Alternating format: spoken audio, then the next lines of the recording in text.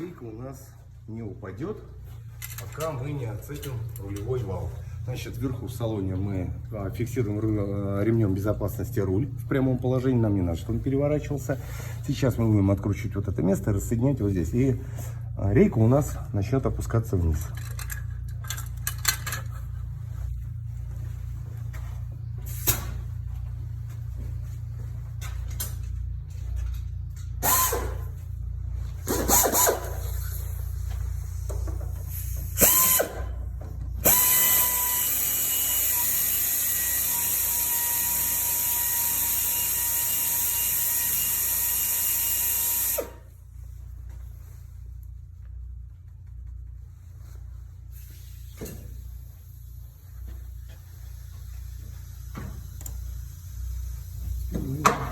Все, мы его освободили.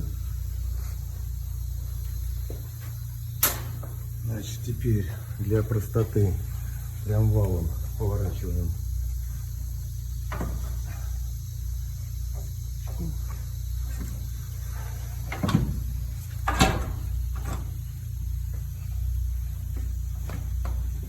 Вот сюда полностью. Все. Смотрите, теперь у нас опустилось. Ну вот, собственно говоря, куда мы и добирались. Вот. Нам надо, значит, сейчас сначала расконтрить. Значит, там используется ключ на 40. Это, конечно, не отходит так просто. Значит, скручиваем сначала гайку контролочную. Теперь нам надо крутить следующую гайку. Значит, берем ключ и откручиваем вот эту гайку.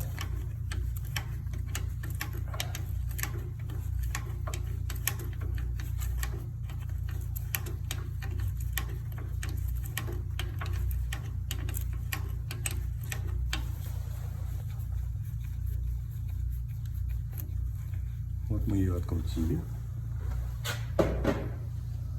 Сейчас мы достанем пружинку. Вот она.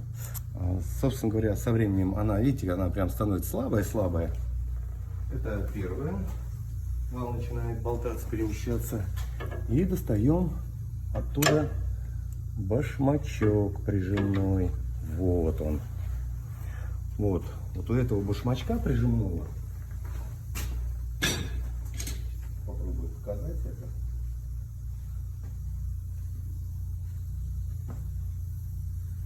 Значит, идут, давайте вот подсветь сюда, натертости. Видите, он сам вот здесь имеет вкладыш пластиковый, и вот они вот эти вот все натертости. И здесь все это есть. То бишь со временем, с пробегом, вместе с валом он тоже начинает перемещаться. Это когда крутите руль на месте, он начинает издавать стуки. Сейчас мы это все поставим новое.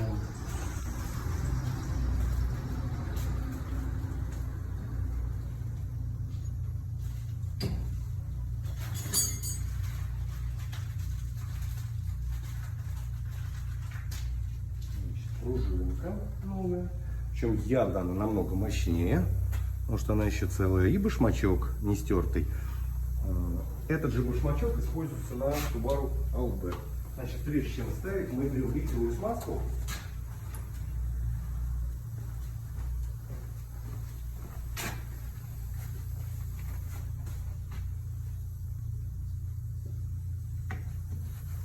Значит, мы все это обмазываем. Все у нас должно быть помазано, очищено. Сейчас мы его туда поставим. Ходят они довольно-таки плотно. Вот он у нас стоит.